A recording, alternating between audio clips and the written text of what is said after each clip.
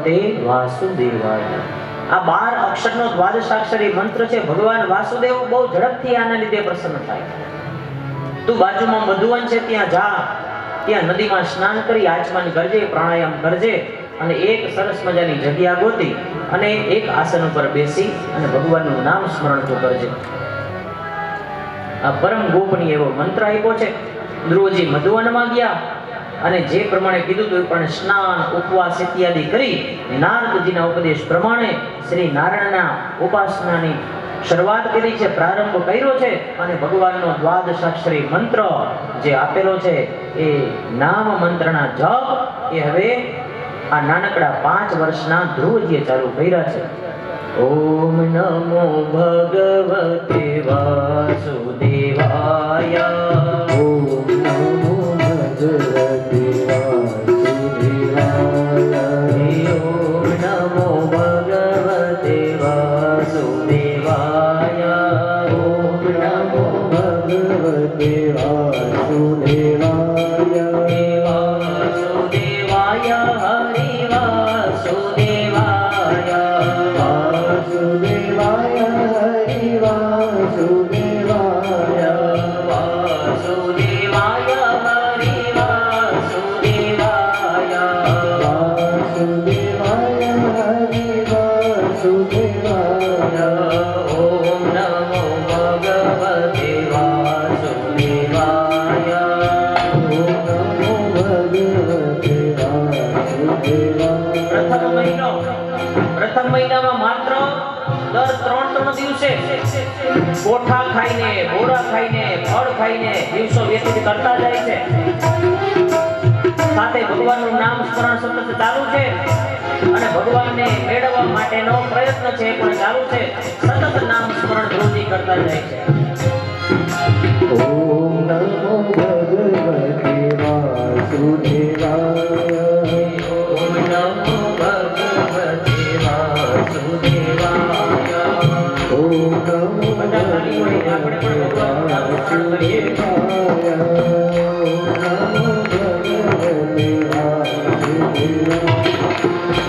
વાસુદેવાય હરિ વાસુદેવાય.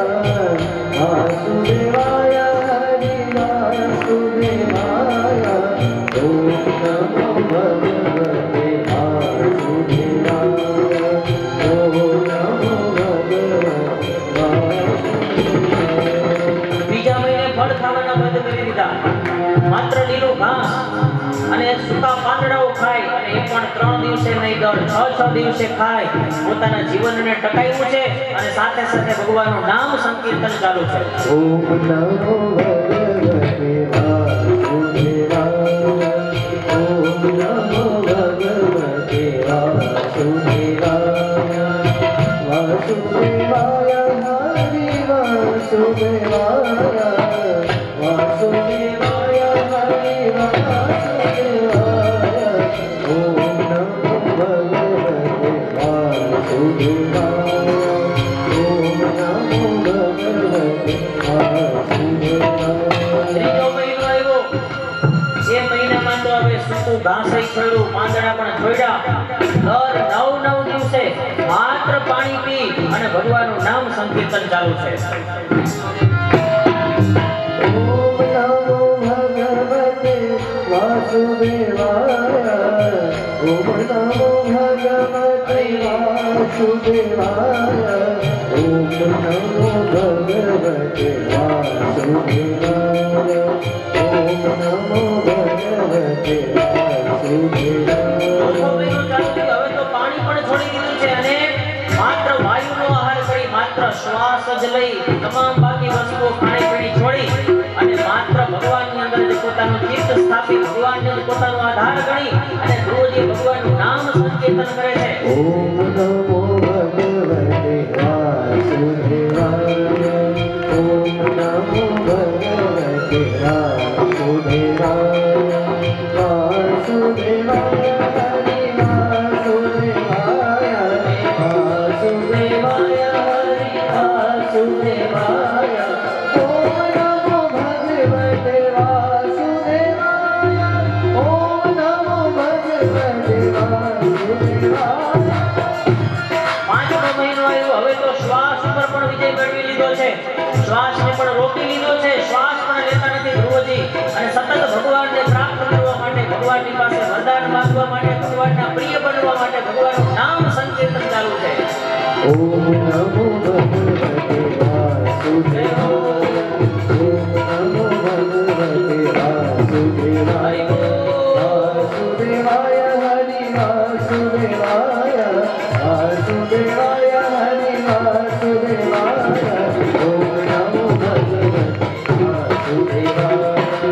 ઓમ નમો ભગવતે વાસુદેવાય. એક પગ ઉપર ઉભા રહ્યા છે હવે ધ્રુવજી. જમણા પગના અંગૂઠાથી પૃથ્વીને દબાવે છે અને ભગવાનનું નામ સંકીર્તન ચાલુ છે. હવે તો ચારે બાજુ દિશાઓ છે નિસ્તેજ થવા લાગી છે. ધ્રુવજીના તપનો પ્રભાવ એવો છે કે બધા લોકમાંથી જાણે હવા છે ખેંચાઈ ખેંચાઈને ધ્રુવજી બાજુ આવવા લાગી છે. પ્રાણવાયુ બધેથી ખેંચાઈ જવા લાગ્યો.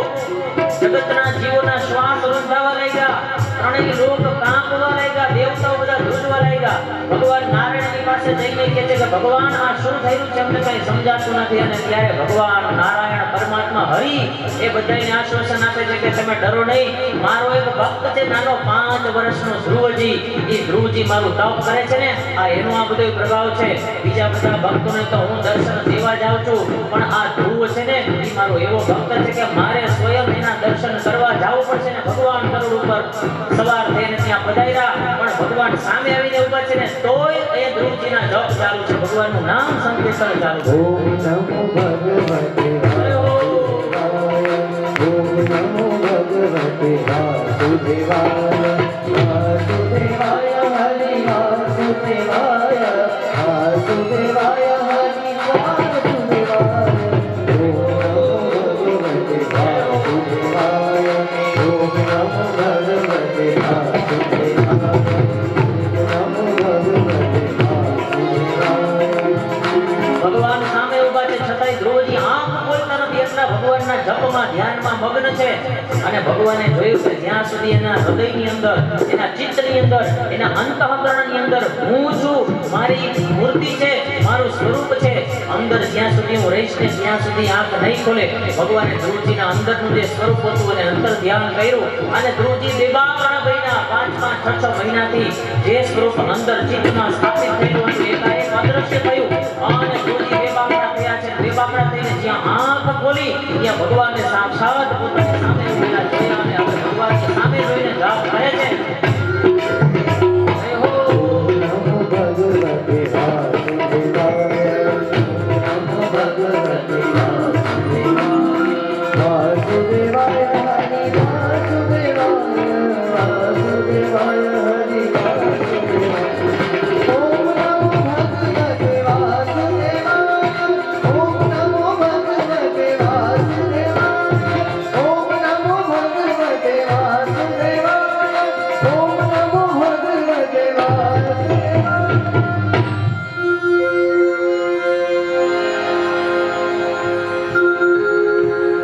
થોડી ક્ષણો માટે જ્યાં ભગવાનનો સ્વરૂપ હૃદયમાંથી અંતર ધ્યાન થયું અને ધ્રુવજી બેબાકડા બન્યા.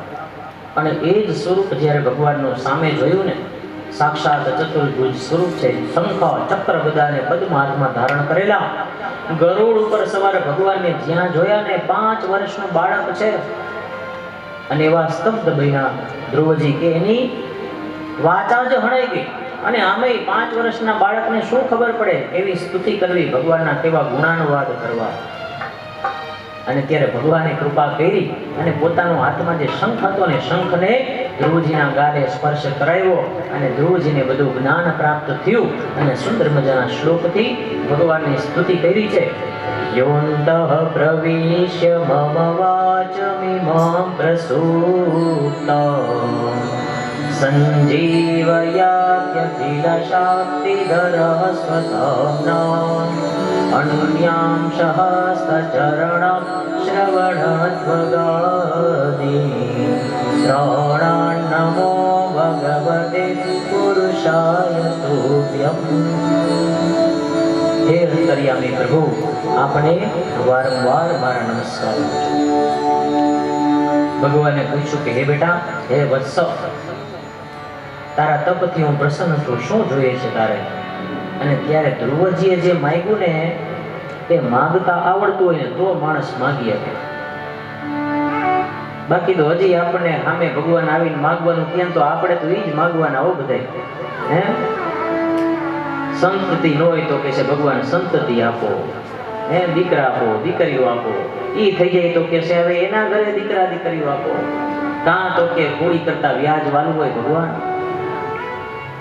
અને પછી હજી જો થોડોક ભગવાન હાજો નવો રાખે કે હાજી નરવી રાખે તો હજી મારા પોતરાના ને પોતરીના લગ્ન એક ખાલી જોઈ લઉં ને, પણ હવે હાવ રાખો કે નહીં.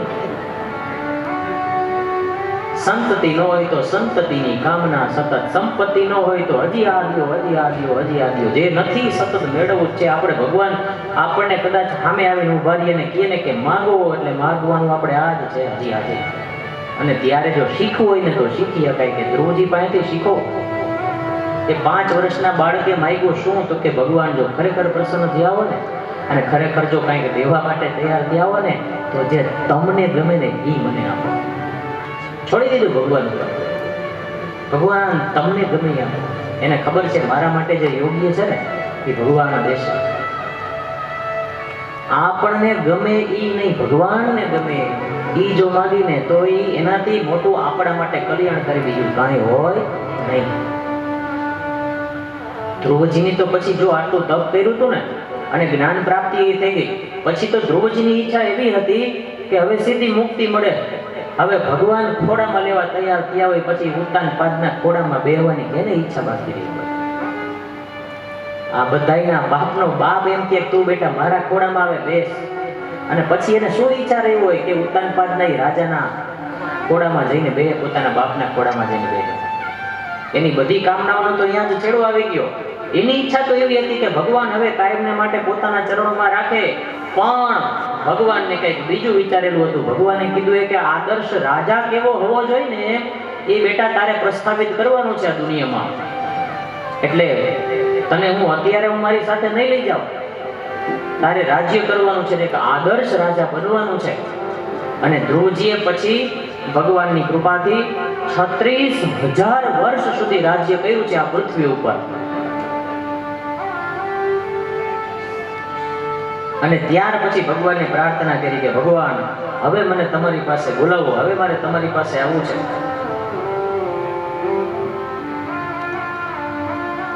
અને ત્યારે ભગવાને કીધું કે વાંધો નહીં, હવે બેટા હવે તો મારે તારી જરૂર છે.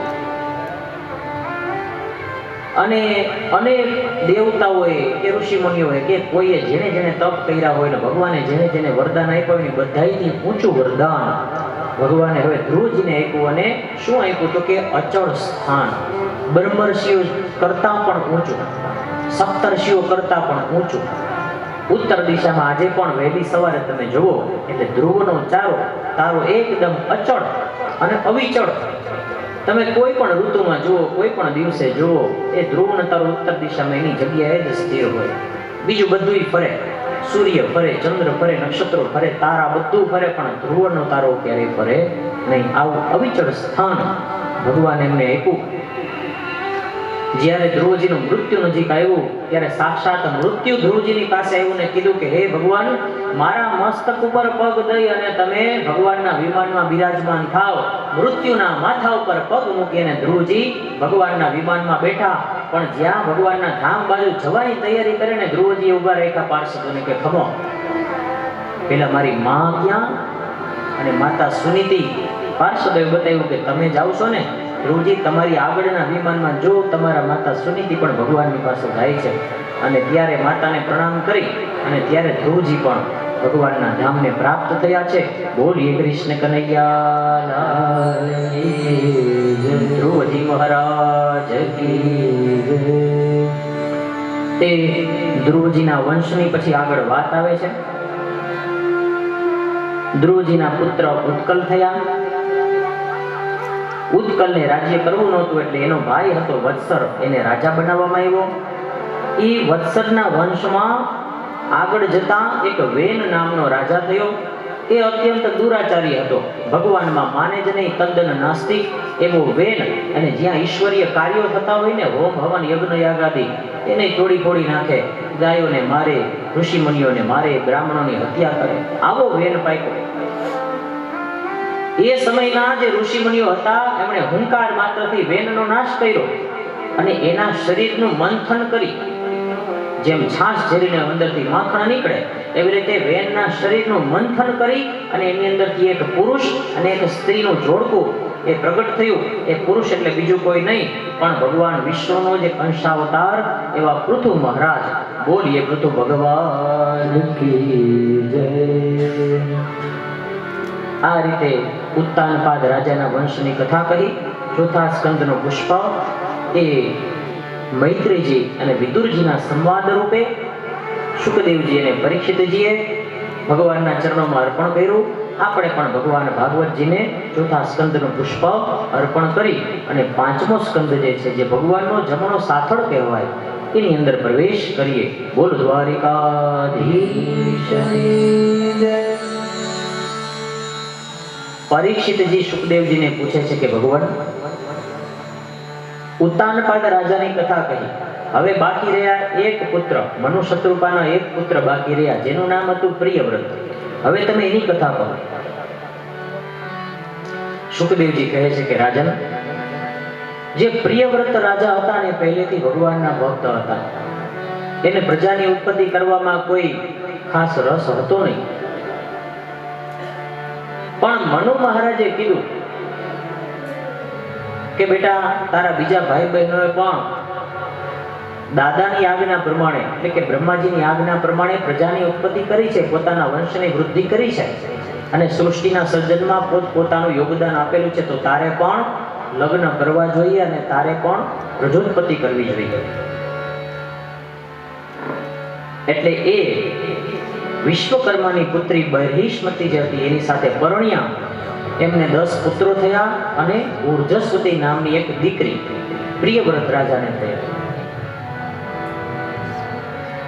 એમના જે 10 પુત્રો થયા એમાં એક આગનિદ્ર નામના રાજા હતા. એમણે પ્રજાનું પાલન કર્યું. એમને નાભી વગેરે 9 પુત્રો થયા. એ નાભી રાજાએ શ્રી હરિ સમાન પુત્રની ઈચ્છા કરી અને મેરુ દેવી એમની પત્ની એની સાથે લગ્ન કર્યા અને એમની પાસે ભગવાનની પાસે પ્રગટ થયેલા ભગવાનની પાસે એમણે જ્યારે માંગ્યું કે અમારા વંશમાં, અમારા સંસારમાં હે નારાયણ તમારા જેવો પુત્ર થાય, ત્યારે પોતાના જેવો તો બીજો કોણ હોય? એટલે ભગવાન પોતે જ પોતાના અંશથી પ્રગટ થયા છે. બળમાં, યશમાં, શોભામાં, પ્રભાવમાં સર્વોત્તમ હોવાથી નાભી રાજાએ એ પોતાના પુત્ર જે સ્વયં હરિનારાયણ પ્રગટ થયા હતા એનું નામ ઋષભદેવજી એવું રાખ્યું છે. બોલીએ ઋષભદેવજી મહારાજ કી જય. એ ઋષભદેવજીને ભરત જેવા 100 પુત્રો થયા. ઇન્દ્રની પુત્રી જયંતી એમની પત્ની હતી અને ભરતજી જેવા 100 પુત્રો એમને થયા. ઋષભદેવજી સુધી આપણો આ જે દેશ છે ને, આપણો આ ખંડ છે એને અજનાભ ખંડ કહેવાતો. પણ ભરતજી એવા પરાક્રમી રાજા થયા કે ત્યારથી લઈ અને આપણો આ ખંડ છે ને એને ભરત ખંડ કહેવામાં આવે છે. એ ભરતજી પણ ભગવાનના મહાન ભક્ત હતા. એમણે પણ લગ્ન કર્યા અને એમના પણ સંતાનો થયા, 5 દીકરા થયા. પણ ભરતજીને સંસારને ચલાવવામાં અને ભોગ ભોગવવામાં કઈ જાજો રસ નહીં. એટલે પોતાના પુત્રોને એમણે રાજપાટ સોંપી દીધું અને પોતાને મોક્ષની ઈચ્છા જે હતી ને કે બસ આ છેલ્લો અવતાર, હવે આના પછી આપણે 84 લાખમાંથી એક પણ અવતાર લેવો નથી, માત્ર ભગવાનના ચરણનું ધ્યાન, સ્મરણ, કીર્તન, આના સિવાય બીજું કંઈ કરવું નથી ને ભગવાન પોતાની પાસે હવે આજીવન રાખી લે ને એવી કામના છે. એટલે બધાનો ત્યાગ કર્યો અને વનમાં જતા રહ્યા. પણ ભગવાને ધાર્યું હોય એમ થાય. એક દિવસનો સમય છે. ભરતજીએ ઋષિ મુનિ જેવું સ્વરૂપ ધારણ કરેલું છે. નદીના જળમાં ઊભા છે. નદીના જળમાં ઊભા રહી અને દેવતાઓને, ઋષિઓને, પિતૃઓને તર્પણ કરે છે. સવારનો સમય છે. સંધ્યા, પ્રાતઃકાળની સંધ્યા કરી અને જ્યાં ભરતજી નદીમાંથી બહાર નીકળવા જાય ત્યાં એવી ઘટના બની કે એક હરણી, એક મૃગલી કે જે ગર્ભવતી હતી, એ હરણી પણ ત્યાં પાણી પીવા આવી. નદીના કાંઠે એ હરણી પાણી પીતી હતી અને એ જ વખતે એક સિંહ એને આ હરણીને જોઈ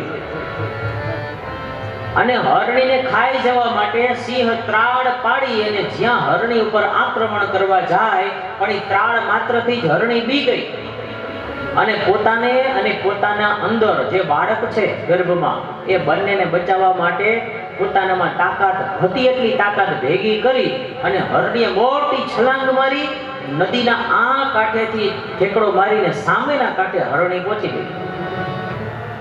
પણ બન્યું એવું કે એનો જે ગર્ભ હતો ને એ આજે તાકાત કરી ને કૂદકો મારવાની તાકાત કરવાના કારણે એ ગર્ભ સ્રવી ગયો અને નાનકડું એવું નાજુક હરણનું જે એનું બચ્ચું હતું ને એ બચ્ચું નદીના પાણીમાં પડી ગયું અને હરણી એણે કૂદકો માર્યો, બધી શક્તિ એની ખર્ચાઈ ગઈ, સામેના કાંઠે પહોંચી તો ગઈ પણ હરણી ત્યાં ને ત્યાં મૃત્યુ પામી.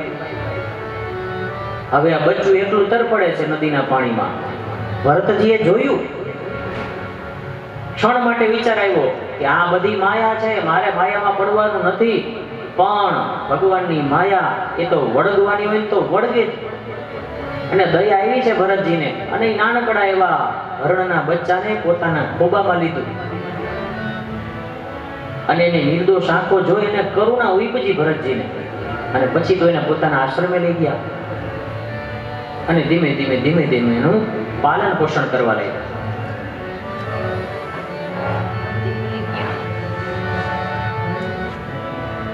થયું એવું કે હરિ ભુલાણા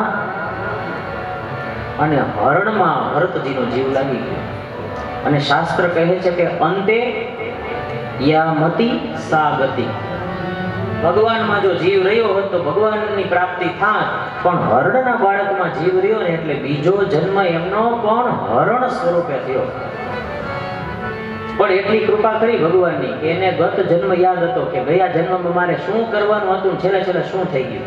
એટલે હરણનો આખો જન્મ છે ને માત્ર ભગવાનનું સ્મરણ કરવા સિવાય એમણે કાંઈ કર્યું નહીં. એ જન્મમાંથી એમને મુક્તિ મળી અને એ પછીનો એમનો જન્મ મળ્યો ને એ એક બ્રાહ્મણના ઘેર બ્રાહ્મણના દીકરા તરીકે મળ્યો. એમાં પણ એમનું નામ ભરત જ રાખવામાં આવ્યું. પણ એ જન્મમાં પાછળના 2 જન્મોની સ્મૃતિ હતી, એ શેષ હતી. યાદ હતું કે પાછલા જન્મમાં શું હતું, એના પાછલા જન્મમાં શું હતું.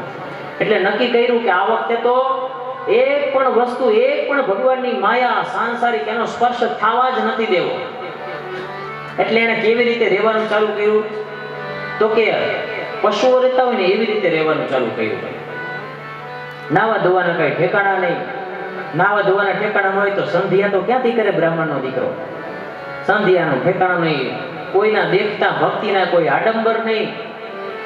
અરે શરીરે ધૂળના થર જામી ગયા હોય ને તોય નાય નહીં. શરીરમાંથી દુર્ગંધ આવે. દુર્ગંધ આવે એટલે પછી શું છે, માતા પિતાનો તો થોડો ઘણો આના ઉપર અનુગ્રહ હોય એટલે જેમ તેમ કરીને હાચવે, પણ તોય પાછા નવડાવે ને માતા, તોય બહાર જઈને પાછા શરીરે ધૂળ રાખ ગંધારા પદાર્થો ચોપડીને પાછા ઘરમાં આવે. માતા પિતા જ્યાં સુધી જીવા ત્યાં સુધી એને હાંચવા. પછી માતા પિતા દેવ થઈ ગયા પછી ભાઈઓ એને એવી રીતે હાંચવા નહીં. ઘરનું બધું કામ કરાવે, મજૂરી કરાવે અને છતાંય સરખી રીતે રાખે નહીં. અને ભરતજીએ તો નક્કી જ કર્યું હતું કે બસ જીવનનો અંત થાય ત્યાં સુધી આવી રીતે રહેવું છે, માનસિક રીતે પ્રભુનું સ્મરણ કરવું છે અને આ જીવ જાય ને એટલે હવે પરમાત્મામાં જ મળવો જોઈએ, હવે બીજું કંઈ કરવું નથી. એટલે જેવી રીતે રહેતા હતા ને જળની જેમ, જડ માણસની જેમ રહેતા હતા, એટલે ભરતજી નામની આગળ જળ શબ્દ લાગી ગયો અને હવે લોકો એને જળ ભરત કહીને ઓળખવા માંડ્યા. જ્યાં અહીંયા ગાંડાની જેમ ફરે અને ખાવાનું કઈ મળે તોય ઠીક, ન મળે તોય ઠીક, એવી જિંદગી જળ ભરતજી જીવવા લાગ્યા. એક દિવસ એવું બન્યું કે એક ભીલ જાતિનો રાજા હતો. પોતાને ત્યાં પુત્ર જન્મ થાય એના માટે એણે એના માતાજી ભદ્રકાલી હતા ને એની પાસે એક માનતા માનેલી કે જો મારા ઘરે દીકરો જન્મે તો હું એક માણસનું બલિદાન માતાજી તમારા મંદિરે આવીને દઈશ. એક માણસને પકડીને લઈ આવ્યા ખરા, બીજે દિવસે સવારે બલિદાન દેવાનું. અને એ રાતે ગમે થયું, જે માણસને પકડી લઈ આવ્યા હતા એ ગમે એમ કરીને પોતાની જાતને છોડાવીને રાતના ભાગી ગયો. મળ્યો નહીં. બીજે દિવસે સૈનિકો આવી જોવે છે તો ઓલો માણસ છે નહીં. હવે બીજે દિવસે જ બાધા માનતા જે કઈ રાજાની હતી પૂરી કરવાની હતી. બલિદાન દેવાનું તો ફરજિયાત હતું. રાજાએ આજ્ઞા દીધી બીજો ગમે ઈ કોક મનુષ્યને લઈ આવો જેનું બલિદાન દઈ શકી. હટ્ટો કટ્ટો એટલે ગમે એને ઉપાડી આવો. સૈનિકો ચારે તરફ દોડ્યા અને હાથમાં આવ્યા જળભરતજીને પકડી લઈ આવ્યા છે, પણ જળભરતજીને તો કઈ પડી જ નથી. કારણ શું કે એને તો પોતાનું સર્વસ્વ છોડી દીધું છે ભગવાનના ચરણે. ભગવાન તું કરી હાચું, તું મારું જે કરી બધું તને સોંપી દીધું મેં. અને બધે પકડીને લઈ આવ્યા અને જ્યાં બલિદાન સ્થળ છે, જ્યાં માં ભદ્રકાલીનું મંદિર છે, ત્યાં લઈ આવ્યા. ચારે બાજુ નગારા વાગી રહ્યા છે. જળ ભરતજીને સુવડાવવામાં આવ્યા. જે બલિદાન દેનારો પુરોહિત હતો, જે ઓલા રાજાનો બ્રાહ્મણ હતો, એ બ્રાહ્મણે પોતાના હાથમાં ખડગ લીધું. ખડગ લઈ માતાજીની સામે જોઈ અને માતાજીને બલિદાન દેવા જ્યાંય તલવારથી માથું કપવા જાય અને મંદિરની અંદરથી સાક્ષાત ભદ્રકાળી પ્રગટ થયા છે. હરિગિરિ નંદિની નંદિત મેદિની વિશ્વ વિનોદિની નંદનુતે ગિરિવર વિંદી શિરોધિની વાદિની વિલાસિની સુરદે ભગવતી હૈ વિધિ અંતર્ગુણિની ભૂમિની જય જય હૈ મહિષાસુરમર્દિની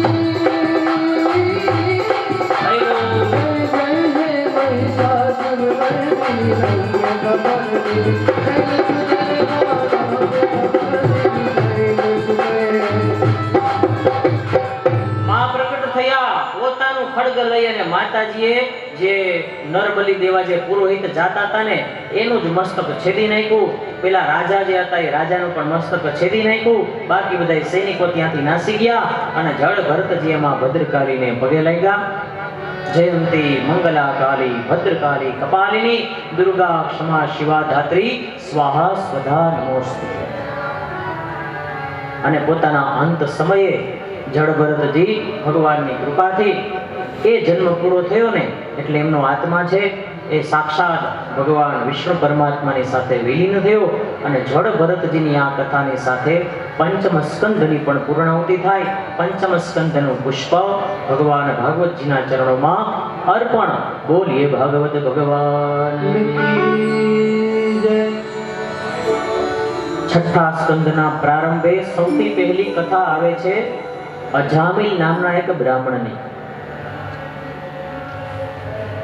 બધાએ સાંભળેલી જ હશે. નામ સ્મરણનો મહિમા છે આમાં. કીધું ને કે કલિયુગે કેવલ નામ આધારા સુમીરી સુમીરી નર ઉતરહી પારા. માત્ર નામ સ્મરણ જ કરવાનું છે. નામ સ્મરણ શું કરી શકે, એનો ચમત્કાર શું છે, એની કથા એટલે અજામિલની કથા. આ અજામિલ કોણ હતો? તો કે પૂર્વ કાળમાં વેદ પુરાણ શાસ્ત્ર બધું ભણેલો બ્રાહ્મણ હતો. સદાચારી બ્રાહ્મણ હતો. દરરોજ યજ્ઞ યાગાદી કરતો, 3 કાળની સંધ્યા કરતો, દાન પુણ્ય પણ કરતો. આવો એ અજામિલ હતો. એક વખત પોતાના માટે યજ્ઞ કાર્ય કરવા માટે, કાષ્ઠ લેવા માટે, પૂજામાં ભગવાનને ભોગ લગાડવા માટે, ફળ ફૂલ વગેરે લેવા માટે વનમાં ગયો છે અજામિલ. અને એક ન જોવાય એવું દ્રશ્ય જોવાઈ ગયું એનાથી. એક ગણિકા અને એક કામી પુરુષ એ બંને વનમાં ભ્રમણ કરી રહ્યા હતા. અને કામ સવાર થયો છે અજામિલ ઉપર. વિહવળ બન્યો, વિચલિત બન્યો અને ધર્મથી ભ્રષ્ટ થયો છે. અને જે ગણિકા હતી ને એ ગણિકાની પાસે જઈ અને પોતાની પત્ની બનવા માટેની માંગણી કરી. હવે પેલી ગણિકા તો ધનની ભૂખી હતી. ન કરવાનું કાર્ય અજામિલે એ કર્યું કે પોતાની સુલક્ષણા પત્ની હતી ને એ પત્નીને ઘરમાંથી કાઢી મૂકી અને ઓલી ગણિકાને પોતાના ઘરમાં રાખી. એ ગણિકા થકી એને 10 પુત્રો થયા. અને 10 પુત્રોમાં સૌથી નાનો જે હતો ને એનું નામ, ભગવાનની કઈ કૃપા થઈ એના ઉપર, તો એનું નામ એને પાડ્યું નારાયણ. અને એને સૌથી વધારે લાડકો ઈ જ હતો. 10 પુત્રમાં સૌથી નાનો દીકરો, સૌથી લાડકો. એને આખો દિવસ નારાયણ નારાયણ, નારાયણ બેટા તું અહીંયા આવ, નારાયણ બેટા તું ક્યાં બહાર રમવા એકલો જાસ, તડકામાં ન જા, નારાયણ તું મારા માટે પાણી ભરી આવ, નારાયણ તું મારા પગ દાવ, નારાયણ તું મારી બાજુમાં બેસ, હાલ હું ફરવા જાઉં છું, તું મારી હારે ફરવા. અને એક દિવસ એને દેખાણું કે જાણે કે પોતે ઊંઘમાં છે અને કાળા રંગના બે ભયંકર પુરુષો મોટું દોરડું લઈને પોતાની પાસે આવ્યા છે. અને ખબર પડી ગઈ કે આ તો યમના દૂતો. એને જોઈને જ આકુળ વ્યાકુળ થવા માંડ્યો ને ખબર પડી ગઈ કે આપણો છેલ્લી ઘડી આવી નજીક. હવે આપણે જમરાજાના દૂતો તેડવા આવ્યા ને હવે આપણે જવું પડશે. અને જાતા જાતા એનાથી એક ચીસ પડાઈ ગઈ, નારાયણ બેટા મને બચાવ. છેલ્લી ચીસ પણ અંતઃકરણથી નીકળેલી ચીસ, એમાંય પાછું નામ શું બોલાણું તો કે નારાયણ. જેવું નારાયણ નામ સંભળાણું અને ધ્વનિ જ્યાં અંતરિક્ષમાં ગયો, ભગવાન વિષ્ણુના પાર્ષદો ત્યાં આવ્યા છે. અને આવીને યમદૂતોને પકડ્યા. શું છે તો કે આનો જીવન પૂરું થયું, અમે લઈ જવા આવ્યા. તો કે એ તમારી યારે નહીં આવે અને અત્યારે તો હાવ નહીં આવે, હજી એને જીવવાનું છે. અરે પણ કે એનો ટાઈમ પૂરો થઈ ગયો. યમરાજાએ કે ચીઠી ફાડી નાખી છે અને કે આજે અમે લેવા જ આવ્યા છીએ. અને વિષ્ણુના દૂતોએ કીધું પાર્ષદોએ કે કદાચ જે દિવસે જાશે ને તે દિવસે જાશે તો માત્ર વૈકુંઠમાં જ જાશે, વિષ્ણુલોકમાં જાશે, બીજે ક્યાંય નહીં જાય. તો કે કેમ? તો કે એને નારાયણ નામ લીધું. અરે પણ એ તો કે એના દીકરાનું છે, એ થોડુંક વિષ્ણુ ભગવાનનું નામ છે. તો કે ગમે રીતે લીધું, નારાયણ બોલ્યા એટલે એને વિષ્ણુ ભગવાનના ધામની પ્રાપ્તિ થાય. પછી તો પાર્ષદોય જતા રહ્યા, યમદૂતોય જતા રહ્યા અને અજામિલ છે ની આંખો ખુલી છે, વધારાનું જીવન મળ્યું છે.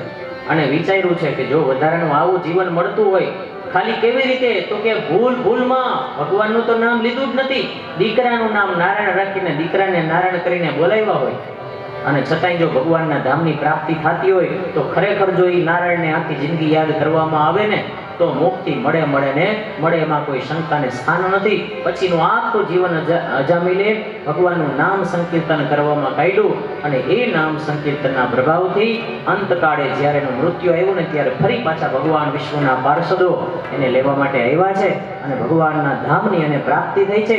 ભગવાનના નામ સ્મરણનો આવો સુંદર મહિમા છે. કળિયુગમાં આવો આપણે પણ ભગવાનનું નામ સ્મરણ કરીએ. અને 12 વાગ્યા છે, હજી આપણે થોડુંક વધારે ખેંચી લઈશું, પણ રાસ રમવાની ઈચ્છા છે? હા કે ના? જો ઈચ્છા હોય તો થોડીક વાર રાસ કરી, અને રાસ ન રમવો હોય તો આપણે કથા ચાલુ રાખી કે કાલ કરશું. કાલ કરશું હે? આજે આમ થાય આમાં રાહ લે કે જાજા દેખાતા નથી મને. તમારે કોઈને રમવું હોય તો તમારું કર્યો, આપણે આ બાજુ કૃષ્ણ કનૈયા લાલ કી. આમાં કાલે એમાં શું છે, જો રસનો દેવતા એટલે કૃષ્ણ અને રાસનો દેવતા રાસેશ્વર જેને આપણે કહીને એ કૃષ્ણ.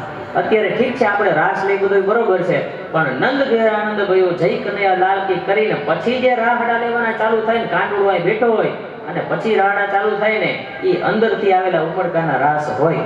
એટલે આપણે ખાલી થોડીક વાર માટે બેઠા બેઠા તાળી ધ્વનિથી, કરતાલ ધ્વનિથી અને ભગવાનનું નામ સ્મરણ 2 મિનિટ માટે કરી અને પછી આપણે આગળના કથાનકમાં જઈએ. રામ રામ રામ બોલો,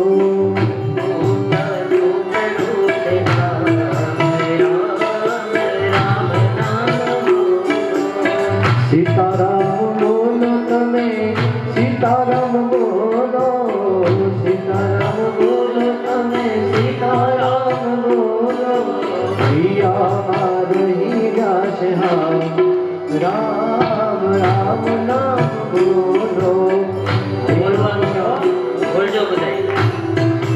રામ રામ નામ બોલો, દુઃખોટ ચુગડો જના, રામ રામ નામ બોલો.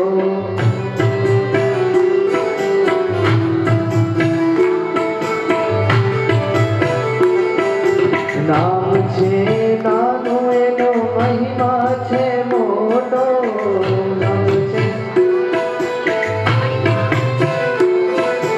નામ છે નાનો એનો મહિમા છે મોટો.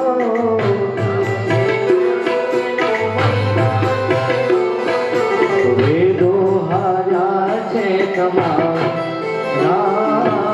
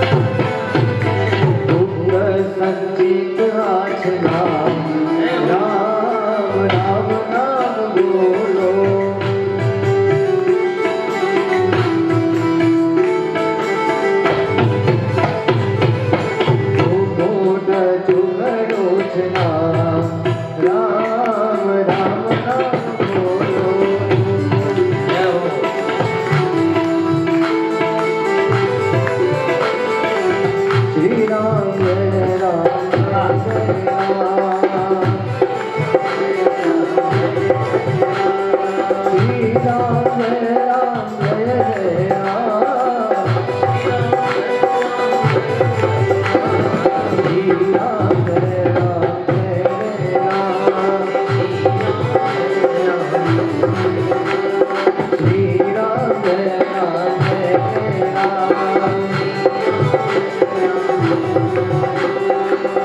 Ram Jai Ram, Shri Ram Jai Ram, Shri Ram Jai Ram, Jai Ram Jai Ram. બોલી રામચંદ્ર ભગવાન की जय. હરિનામ હરિનામ હરિનામૈવ કેવલમ કલો નાસ્ત્યેવ નાસ્ત્યેવ નાસ્ત્ય. હવે તમે મને કશ્યપજીનો જે વંશ છે એની કથા જે કરી એની આગળની કથા તમે હવે કહો. જો શરૂઆતમાં આપણે કશ્યપજીના બે પત્નીઓ વિશેની વાત જોઈ ગયા, દિતિ અને અદિતિ, જેમાં દિતિના ગર્ભથી હિરણ્યકશિપુને હિરણ્યાક્ષ જન્મ્યા. બરાબર. હવે એ કશ્યપજીની બાકીની જે પત્નીઓ હતી એના વંશનું વર્ણન આવે છે. એને કશ્યપનો વંશ કહેવામાં આવે અને જે ઋષિથી ચાલુ થાય ને એ ઋષિને એનું ગોત્ર કહેવામાં આવે. એટલે કશ્યપ ઋષિના જે વંશના બધા સંતાનો છે ને એ બધાને કશ્યપ ગોત્રના સંતાનો કહેવામાં આવે. કશ્યપજીની 13 પત્નીઓ જે થઈ એમાં અદિતિ અને દિતિ તો હતી જ, એ સિવાય જે બીજી પત્નીઓ હતી એના નામ હતા ધનુ, કાષ્ઠા, અરિષ્ટા, સુરસા, ઈલા, મુનિ, ક્રોધવશા, તામ્રા, સુરભી, શર્મા અને તિમિ. અસુરો બધાય તો કે કશ્યપજીના સંતાનો, દેવતાઓ બધાય તો કે કશ્યપજીના સંતાનો, દાનવો તો કે ધનુ નામની માતા થકી થયેલા સંતાનો. આ બધાય હરવાડે તો ભાઈ જ છે. પિતા એક કશ્યપ ઋષિ પણ માતા અલગ અલગ, એટલે માતાના સંતાનો એ રીતે ઓળખાણા. અદિતિના તો કે આદિત્યો એટલે કે દેવતાઓ, દિતિના તો કે દૈત્યો, ધનુના તો કે દાનવો. આવી રીતે બધા સંતાનો ઓળખાણા. એટલે કશ્યપ ઋષિનો એક ગોત્ર છે એ હજી અત્યાર સુધી હાલે છે. આપણા બધાયના ગોત્ર હોય ને, બધાયના ગોત્ર હોય, આપણને ખબર અત્યારે હોતી નથી, પણ આપણે છેવટે તો કોઈ એક ઋષિના જ સંતાન હોય. ઉપર જેમ જાતા જાય ને 50, 100, 200, 500 પેઢી, અહીંયા આમાંથી કોઈ પણ એક ઋષિ હોય અને એ આપણું ગોત્ર કહેવાય. દાખલા તરીકે આ કશ્યપ ઋષિ જે છે, કશ્યપ ગોત્ર, એમાં નીચે ઉતરતા આપણે જો આવીને તો આ મનીષ મહારાજ સુધી પહોંચી. કારણ શું કે એમનું કશ્યપ ગોત્ર છે. એમના વંશમાં ઉપર જાતા છેડો મનીષ મહારાજ તમારો આ કશ્યપજીને અડે. એટલે આ દેવતા હોય તમારા ભાઈઓ કહેવાય, દાનવ હોય દૈત્ય બધા તમારા ભાઈઓ કહેવાય. હરી હરી. આમાંથી જ સર્પો પ્રગટ થયા, આમાંથી જ ગરુડજી પ્રગટ થયા, આ બધા એમાંથી પ્રગટ થયા છે. હવે એમાં અદિતિના પુત્રો એટલે કે આદિત્યો એટલે કે દેવતાઓ, એ ક્યાં થયા એના નામ છે વિવસ્વાન, અર્યમા, ઉષા, ત્વષ્ટા, સવિતા, ભગ, ધાતા, વિધાતા, વરુણ, મિત્ર, ઇન્દ્ર અને ત્રિવિક્રમ. ત્રિવિક્રમ આપણને ખબર પડે નહીં. ખબર છે કોઈને ત્રિવિક્રમ એટલે કોણ? પણ જમણે એમ કહું કે વામનજી તો તરત ખબર પડે કે હા, કશ્યપજી અને અદિતિના પુત્ર, આટલા એમના દીકરાઓ થયા. હવે વ્યાસજીને વાત કહેવી છે વૃત્રાસુર નામના એક રાક્ષસ હતો. રાક્ષસ બરોબર કીધું ને કે કશ્યપજીના જ દીકરા છે, એમાં રાક્ષસ હોય છે, દેવતા હોય છે. તો વૃત્રાસુર હતો રાક્ષસ, પણ ભગવાનનો એવો પરમ ભક્ત, એટલે એની કથા વ્યાસજી આમાં લાવવા માંગે છે. અને એ કથાનું બીજ ક્યાંથી લાવે છે? અદિતિના જે પુત્રોના નામ લીધા એમાં ત્વષ્ટા નામના પુત્રમાંથી. ત્વષ્ટાના લગ્ન થયા છે કોની સાથે? તો કે દાનવોની બહેન જે હતી રચના નામની એક કન્યા, એની સાથે 2 દીકરા થયા. એકનું નામ સન્નિવેશ, એકનું નામ વિશ્વરૂપ. આ વિશ્વરૂપ છે ને એ એક વખત દેવતાઓનો ગુરુ બૃહસ્પતિની જગ્યાએ દેવતાઓનો ગુરુ બનેલો. આ સ્કંધમાં વક્તા અને શ્રોતાની પાછી નવી એક જોડી આવે છે, અને ઈ છે યુધિષ્ઠિરજી અને નારદજી. પરીક્ષિતજી પૂછે છે કે એવું શું કામ સુખદેવજીને કે બૃહસ્પતિજી તો કાયમને માટે દેવતાઓનો ગુરુ કહેવાય, તો વિશ્વરૂપ ગુરુ શું કામ બન્યા? ત્યારે એની પાછળની એક કથા છે. એ સુખદેવજી કહે છે કે એક વખત એવું બન્યું કે ઇન્દ્ર રાજા પોતાના અભિમાનમાં એવા મદમસ્ત બન્યા કે પોતાના ગુરુને એમણે અવગણ્યા, બૃહસ્પતિજીને અવગણ્યા. એટલે બૃહસ્પતિજી એના ઉપર કોપાયમાન થયા અને અદ્રશ્ય થઈ ગયા. અસુરોને ખબર પડી કે અત્યારે દેવતાઓ છે ગુરુ વિનાના છે, અને સવારે આપણે વાત થઈ ને એમ ગુરુ જ મનુષ્યની તાકાત છે એમ દેવતાઓની તાકાત છે. તો અસુરોને ખબર પડી કે દેવતાઓના ગુરુ અત્યારે છે નહીં. આક્રમણ કર્યું, દેવતાઓને હરાવી દીધા. દેવતાઓ દોડીને ગયા બ્રહ્માજીની પાસે. બ્રહ્માજીએ રસ્તો બતાવ્યો કે તમે ગુરુ વિનાના છો એટલે તાકાત વિનાના કહેવાઓ, એટલે અત્યારે તમારે અસુરોથી હારવું જ પડશે. અને છતાંય જો જીતવું હોય ને તો કોઈ એવા વ્યક્તિને કે કોઈ પણ એવા અસુરને કે દેવને કોઈ પણને એવાને તમારે ગુરુ બનાવવા પડે જે દરરોજ નારાયણ કવચના પાઠ કરતા હોય. એટલે જ્યારે જ્યારે દેવતાઓ યજ્ઞ કરે ને ત્યારે વિશ્વરૂપ છે એ ગુરુ પદે બેઠા હોય. હવે ભાગ એમને પાડવાનો હોય તો યજ્ઞમાંથી અમુક ભાગ છે એ દેવતાઓને તો એ દેતા, કારણ શું ગુરુ હતા. પણ ખાનગીમાં એ વિશ્વરૂપ છે એ અમુક ભાગ છે એ દાનવોને આપી દેતા, પોતાના મોસાળી હતા ને એટલે. ઇન્દ્રને આ વસ્તુની ખબર પડી અને ઇન્દ્રે પોતાની તલવારથી વિશ્વરૂપનું ડોકું કાપી નાખ્યું. એટલે શું થયું? બ્રાહ્મણની હત્યા થઈ અને ગુરુની હત્યા થઈ. અને જેવી દ્વષ્ટાને ખબર પડી કે મારા પુત્ર વિશ્વરૂપને ઇન્દ્રે મારી નાખ્યો છે, એટલે તરત જ એક મોટો વિશાળ યજ્ઞ કર્યો છે. અને એ યજ્ઞની અંદરથી ઇન્દ્ર શત્રુ એવા વૃત્રાસુર નામના એ અસુરને એ ત્વષ્ટાએ પેદા કર્યો. અને એક ભયંકર દેખાવવાળો પુરુષ ઉત્પન્ન થયો. મોટો બળેલો પહાડ હોય એવો શ્યામ રંગનો, આકાશ જેવી ઊંચાઈ વાળો, તપાવેલા ત્રાંબા જેવા જેના દાઢી મૂછ હોય એવો એ ચારેય દિશાઓને ખડબડાવતો, બપોરના સળગતા સૂર્ય જેવા જેના નેત્રો હતા, ભયંકર ગર્જનાઓ કરતો એ ભયંકર વિરાટ પુરુષ પ્રગટ થયો, જેને વૃત્રાસુર એવું નામ એના પિતા દ્વષ્ટાએ. અને ઉત્પન્ન થતાની સાથે જ દેવતાઓની ઉપર આક્રમણ કર્યું, ઇન્દ્રની ઉપર આક્રમણ કર્યું. દેવતાઓએ પોતાના બધા અસ્ત્રો શસ્ત્રો બધા એના ઉપર ફેંક્યા, પણ વૃત્રાસુર એવો અગ્નિમાંથી પ્રગટ થયેલો અને પોતાના પિતા ત્વષ્ટાના તપોબળથી પ્રગટ થયેલો, ઇન્દ્ર સહિત જેટલા દેવતાઓએ અસ્ત્રો અને શસ્ત્રો ફેંક્યા બધાય ખાઈ ગયો, બધાય પેટમાં ઉતારી ગયો, બધાય અસ્ત્રો અને શસ્ત્રોનો નાશ. દેવતાઓની પાસે એક પણ શસ્ત્ર રહ્યું નહીં. અને છેવટે દેવતાઓ થાક્યા, કારણ શું કે અસ્ત્ર શસ્ત્ર વગર તો યુદ્ધ ન થાય. અને ફરી પાછા બધા દોડીને ગયા છે ભગવાનની પાસે, નારાયણની પાસે. ભગવાને કીધું કે કોઈથી ન થાય એ વસ્તુ એક બ્રાહ્મણથી થાય. વરસાદી વેલી આવી ગઈ.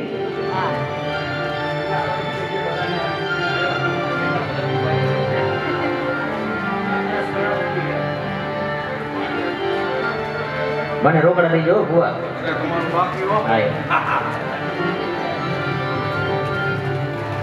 એક જ રસ્તો છે. શું? તો કે જો આવું કાર્ય છે ને એક બ્રાહ્મણનો ત્યાગ હશે ને તો જ થશે, બાકી થશે નહીં. પોતાનું આખું જીવન જેણે તપોનિષ્ઠ થઈ અને ભગવાનનું તપ કરવામાં જ વિતાવ્યું હોય છે, માત્ર ને માત્ર એના દેહ થકી, એના દેહમાંથી નીકળેલા હાડકા થકી, એના દેહમાંથી નીકળેલા અસ્થિ થકી જ આ વૃત્રાસુર નામનો કે ઋષિ શિરોમણી દધીચી ઋષિ એક જ એવા ઋષિ છે કે જેણે પોતાનું આખું જીવન માત્ર ને માત્ર તપ કરવામાં કાઢ્યું છે. શરીર દુર્બળ છે, જો એનું શરીર કાંઈ હૃષ્ટપુષ્ટ નથી, પણ પોતે કરેલા તપના કારણે એમનું અસ્થિપિંજર, એમના અંદરના હાડકાઓ એ એટલા બધા તેજસ્વી છે કે આ વૃત્રાસુર છે ને એને જો કોઈ હથિયાર તરીકે કોઈ વસ્તુનો સ્પર્શ થઈ શકે ને તો માત્ર ને માત્ર દધીચી ઋષિના હાડકા, આ સિવાય કોઈ વસ્તુ સ્પર્શ નહીં કરી શકે. એટલો બધો તપોનિષ્ઠ છે. શું કામ? તો કે નારાયણ કવચનો પાઠ એને આજીવન કરેલો છે. અમારા દાદા રોજ નારાયણ કવચ કરે ને, યજ્ઞેશભાઈ ના પપ્પા રોજ નારાયણ કવચનો પાઠ કરે. તો નારાયણ કવચ છે ને એ એટલું બધું પ્રભાવશાળી કે એના પ્રભાવથી આ જે વૃત્રાસુર છે એ વૃત્રાસુર આટલો બધો શક્તિશાળી બન્યો, પણ એનાથી પ્રભાવશાળી તપોનિષ્ઠ બ્રાહ્મણનું હાડ પિંજર અથવા તો એના હાડકા તો તમે બધા દેવતાઓ તમે જા. દેવતાઓ દધીચી ઋષિની પાસે ગયા છે, બે હાથ જોડીને પગે લાગ્યા. અને બ્રાહ્મણ છે, બ્રાહ્મણ અત્યારે ભલે આ કળિયુગ છે, કળિયુગના કારણે બ્રાહ્મણોનો મહિમા ઘટતો જાય છે. બ્રાહ્મણોને જે દાન પુણ્ય કરવાનું હોય બ્રાહ્મણોને દેવાના બદલે બીજે બધે ખોટી જગ્યાએ જાજા રૂપિયા વપરાય છે. ઉડાડવામાં રૂપિયા લાખો હોય અને બ્રાહ્મણને દક્ષિણા દેવા ટાઈમે 100 રૂપિયા, 200 રૂપિયા, 500 રૂપિયા થઈ જતા હોય. અને એ જ જ્યારે ઉડાડવાના થાય ત્યારે લાખ રૂપિયા, 5 લાખ રૂપિયા એવા થઈ જાય છે. પણ એ બ્રાહ્મણ છે ને, એ બ્રાહ્મણે જો ભૂતકાળમાં ત્યાગ ન કર્યો હોત ને તો અત્યારે આ દેવતા તે મંત્રાહ વિપ્રાહ જાનંતી તસ્માત બ્રાહ્મણ દેવતા. જગત આખું દેવતાઓને આધીન છે. દેવતાઓ મંત્રોને આધીન છે, મંત્રો છે એ બ્રાહ્મણોને આધીન છે. અને એટલા માટે બ્રાહ્મણોને દેવતા ગણવામાં આવ્યા. અને દધીચી ઋષિની પાસે બધા દેવતાઓ ગયા, પોતાની માંગણી રજૂ કરી. અને દધીચી ઋષિએ સપ્રેમ, સહર્ષ, સ આનંદ પોતાના દેહનો ત્યાગ કર્યો છે. અને હિરણ્યકશિપુનો વધ આજે થવો જ જોઈએ આજના દિવસે. પણ આપણે ત્યાં સુધી જાય ત્યાં સુધીમાં લાઈફનું કેવું ક્રિયા છે જોઈ અને નહીતર પછી એવું કઈ નથી તો પછી આપણે ભગવાનની ઈચ્છા ગણી અને આવતીકાલે આપણે હિરણ્યકશિપુનો એક દી વધારે ભલે ભગવાનની કૃપાથી જીવી જાય તો પછી કાલ ઉપર આપણે રાખશું. બરોબર ને? હું મારા ગુરુજીને પૂછી લઉં એવું, કારણ શું કે આમાં પછી લોચો થઈ છે તો આખી કથા રજડશે એવું થાય. હા, એ થાય જ છે. એટલે હવે કદાચ લાઈટ જાય તો એમને હું વૃત્રાસુરને તો વગર લાઈટે આજે મારી નાખીશ એટલે ભગવાનની કૃપાથી. બરોબર? અને અહીંયા આજનું સત્ર આપણે પૂરું કરશું. લાઈટ જાય તો હવે હું કથા ચાલુ રાખીશ. બરોબર? દધીચી ઋષિએ પોતાના દેહનો ત્યાગ કર્યો. એમના અસ્થિઓ લીધા છે દેવતાઓએ અને ભગવાન વિશ્વકર્માની પાસે લઈ જઈ અને વિશ્વકર્મા દાદાએ એ અસ્થિઓમાંથી એક આયુધ બનાવી આપ્યું. અને એ આયુધ છે દેવોના રાજા ઇન્દ્રને અર્પણ કરવામાં આવ્યું. આજની તારીખમાં દેવતાઓથી જ્યારે કોઈ બીજા કોઈ અસ્ત્રો શસ્ત્રોથી યુદ્ધ ન જીતાય ને ત્યારે ઇન્દ્રના એ અસ્ત્રથી જ યુદ્ધ જીતાય છે. અને એ અસ્ત્ર એટલે બીજું કાંઈ નહીં પણ ઇન્દ્રના હાથમાં રહેલું વજ્ર, જે દધીચી ઋષિના હાડકાઓથી બનેલું છે. એ વજ્ર લઈ અને હવે ફરી પાછો ઇન્દ્ર છે એને વૃત્રાસુર ઉપર આક્રમણ કર્યું છે. બે બાજુ બે બળવાન યોદ્ધાઓ છે. એક બાજુ નારાયણ કવચનો જેની પાસે ક્ષમતા છે, શક્તિ છે એવો વૃત્રાસુર છે, અસુર છે. બીજી બાજુ દધીચી ઋષિના હાડકાઓ માં જે તપોબળ છે, તપોબળના કારણે અત્યંત શક્તિશાળી વજ્ર જેના હાથમાં છે એવો ઇન્દ્ર રાજા છે. અને એકબીજા સાથે યુદ્ધે વળ્યા છે. બંને એકબીજા ઉપર પ્રહારો કરે છે, એકેય મચક આપતા નથી એકબીજાને. અને એ વજ્ર લઈ અને જ્યારે આક્રમણ કરવા જેવો ઇન્દ્ર ગયો, વૃત્રાસુર જેમ બીજા બધાના શસ્ત્રો ગળી ગયો તો ને એમ આખા ઇન્દ્રને લઈને ઇન્દ્રને આખાને વૃત્રાસુર ગળી ગયો, પોતાના પેટમાં ઉતારી ગયો. પણ હવે તો ઇન્દ્રના હાથમાં વજ્ર છે એટલે વજ્રથી વૃત્રાસુરનું પેટ ચીરી નાખ્યું અને પેટમાંથી બહાર નીકળ્યો છે ઇન્દ્ર અને ફરી પાછો વૃત્રાસુરની સાથે યુદ્ધે ચડ્યો છે. એક હાથમાં ત્રિશૂળ, બીજા હાથમાં ભોગળ. અને વૃત્રાસુરે જ્યારે બે હાથે આક્રમણ કર્યું, ઇન્દ્રે વજ્રનો ઘા કર્યો, ભોગળ સાથેનો જમણો હાથ, ત્રિશૂળ સાથેનો ડાબો હાથ વૃત્રાસુરનો તોડી નાખ્યો છે. અને પેટમાંથી પણ જ્યારે બહાર નીકળ્યો, આખું શરીર જ્યારે એનું તૂટી ગયું ત્યારે ચારે બાજુ ફરી અને હવે ઇન્દ્ર ગર્દન કાપવાની શરૂઆત કરે. અને ભાગવતજીમાં લખેલું છે કે 1 વર્ષ થયું છે ઇન્દ્ર વજ્ર લઈને વૃત્રાસુરની ફરતે 1 વર્ષ ફર્યો વૃત્રાસુરનું ગળું કાપવા માટે. 1 વર્ષ થયું ને ત્યારે એ વૃત્રાસુરનું ગળું ઇન્દ્રથી કપાણું અને એ વૃત્રાસુરનું તેજ છે સ્વયં સાક્ષાત શ્રી હરિ નારાયણના તેજમાં સમાહિત થઈ ગયું છે. બોલીએ કૃષ્ણ કનૈયા. વૃત્રાસુરનો અંત આવ્યો. આકાશમાંથી દેવતાઓએ પુષ્પોની વૃષ્ટિ કરી છે. દેવતાઓના નગારા, દુંદુભી વગેરે વાગવા લાગ્યું. વૃત્રાસુરનું તેજ ભગવાન શ્રી હરિનારાયણમાં સંમિલિત થયું છે. અને આ વૃત્રાસુરની કથાની સાથે શ્રીમદ ભાગવતજીના 6ઠ્ઠા સ્કંદનું પુષ્પ એ પણ આપણે ભગવાન શ્રી હરિ નારાયણના ચરણોમાં અર્પણ કરીએ અને આજના દિવસની કથાને પણ આપણે અહીંયા વિરામ આપીએ. બોલીએ કૃષ્ણ કનૈયા. અત્યારે આપણે જેટલા ઉપસ્થિત છીએ પછી ગ્રુપમાં મેસેજ આવી જ જશે, કારણ કે આજે આપણે એક કથા સુધી પહોંચવાનું હતું, અહીંયા આને કારણે પહોંચી નથી શકતા અને આપણે સાઉન્ડવાળા ભાઈનું જોવું પડે કે એમના સાઉન્ડને નુકસાન ન થાય. વાતાવરણ પણ આજે ફેર્યું છે. મેં તમને સવારે કીધું એમ કે કાનુડાના આગમનની છડી પોકારે છે મેઘરાજા. કાનુડો જન્મે ત્યારે છાંટા ન પડે તો થઈ રહ્યું કહેવાય ને. એટલે આજે મેઘરાજા અગાઉથી આપણને છડી પોકારે છે કે કાનુડો આવશે તો હું આવું જ છું તમારે. એટલે વાતાવરણમાં પણ પલટો આવ્યો છે. તો આવતીકાલે છે ને આપણે 9 વાગે સત્ર ચાલુ નહીં કરી. આવતીકાલે ગઈકાલની જેમ મનીષ મહારાજ ફરી પાછું આપણે ગ્રુપમાં મેસેજ પધરાવી દેજો કે પૂજાનો સમય વહેલો છે અને કથાય વહેલી ચાલુ થઈ જશે. કારણ શું કે આવતીકાલે આમે 6 પ્રસંગો તો ઓલરેડી આવે છે.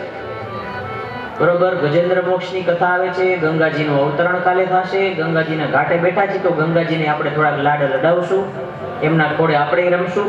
ગંગા અવતરણની કથા આવે છે, સમુદ્ર મંથનની કથા આવે છે, વામન જન્મ આવશે, રામજી પધારશે અને ભગવાન કાળિયો ઠાકર આપણો આ ભાગવતજીનો મેઇન હીરો એ કાલે આવશે. તો આટલા બધા પ્રસંગો છે ને મેં એક પ્રસંગ ભગવાનની કૃપાથી આજનો આપણે કાલ ઉપર લીધો, એટલે 7 પ્રસંગો ટોટલ કાલે લેવાના છે. યથામતિ, યથાશક્તિ, યથા ભક્તિ, ભગવાન જેવી રીતે કથા કરાવશે એવી રીતે કથા કરશું. કાલનો દિવસ કદાચ થોડુંક મોડું જમવાનું થાય તો સવારે ટેકો થોડો હરખો કરી લેજો, એટલે 12 ને 12:30 ને 12:30 નું કદાચ એક થાય. વહેલા ઉઠી જાજો અને વહેલા ઉઠીને પેટ પૂજા કરીને પાછા તમે આવી જાજો. 8 વાગે આપણે કથાનો પ્રારંભ નિશ્ચિતપણે કરી દેશું. બોલીએ ભાગવત ભગવાન કી જય. કૃષ્ણ પરમાત્માનો જન્મ છે એ આપણે ધામધૂમથી ઉજવવાનો છે. એટલે જે કોઈ યાત્રાએ જવાના હોય તો એક દિવસ પૂરતો, આવતીકાલ પૂરતો ગ્રુપમાં આપણે મેસેજ મૂકી દેશું. પણ છતાંય અત્યારે મૌખિકે કહી દઉં છું કે આવતીકાલે ભગવાનના પ્રાગટ્યનો મુખ્ય દિવસ હોવાથી વ્યાસપીઠથી અહીંયાથી બધાને સૂચન છે કે આવતીકાલ પૂરતું સવારના ભાગમાં, બપોર પછી છૂટ જ છે બધાને, પણ સવારના ભાગમાં બધાય અહીંયા જેટલો લાભ લઈ શકાય ને ભગવાનના પ્રાગટ્યનો એટલો બધાય લાભ લેજો. ચાલો હવે થોડી વાર માટે હરિનામ સંકીર્તન યજમાનો આરતી માટે આવી જાય. जय जय राधे कृष्ण राधे गोविंद.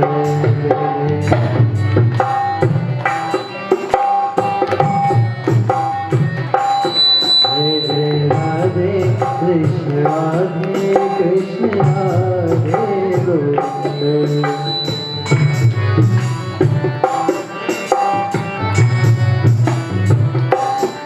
जय जय राधे कृष्ण राधे गोविंद.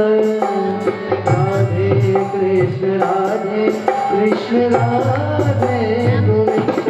जय जय राधे कृष्ण राधे गोविंद. जय जय राधे कृष्ण राधे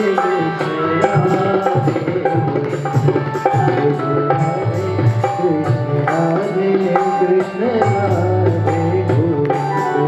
जय राधे कृष्ण राधे गोविंद.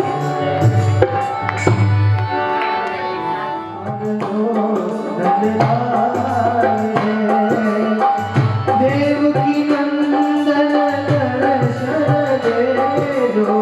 देवकी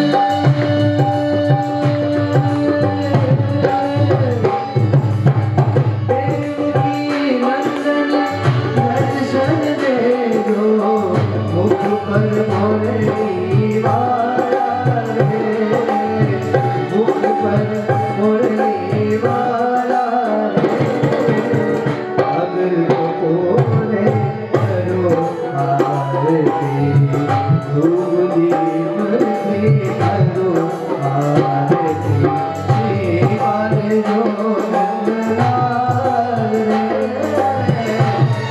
स्वीकारजो नंदलाला रे अगर कपूरे करो आरती अगर कपूरे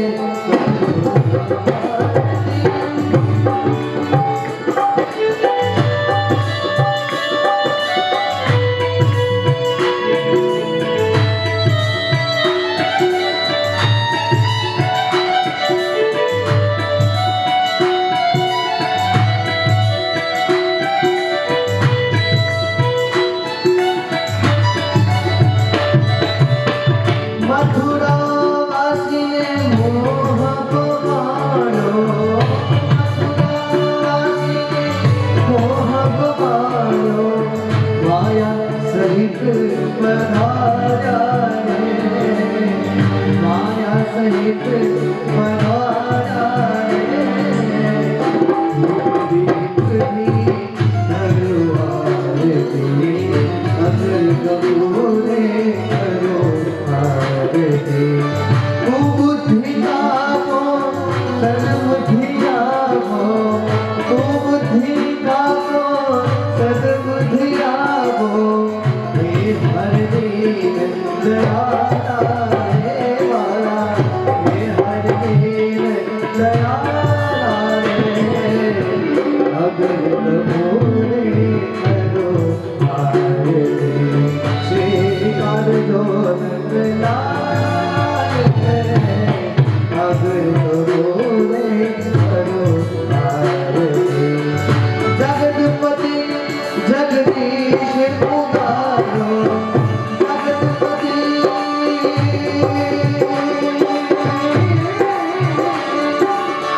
जगतपति जगदीश पुकारो वंदन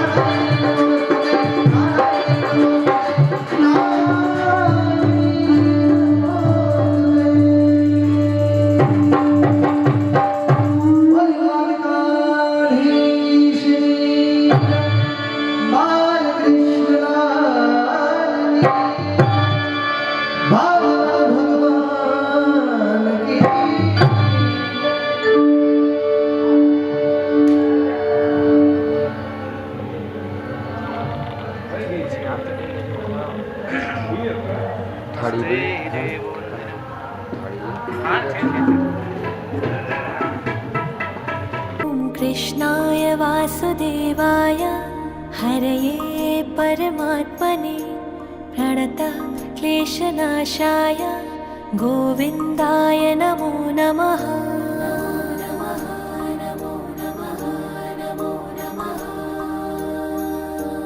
कृष्णाय वासुदेवाय हरये परमात्मने प्रणतः क्लेशनाशाय गोविन्दाय नमो नमः।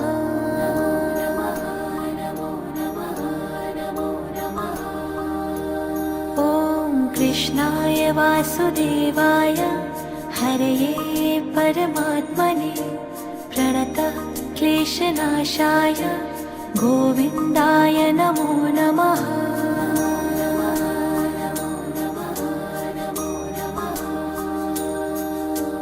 कृष्णाय वासुदेवाय हरये परमात्मने प्रणतः क्लेशनाशाय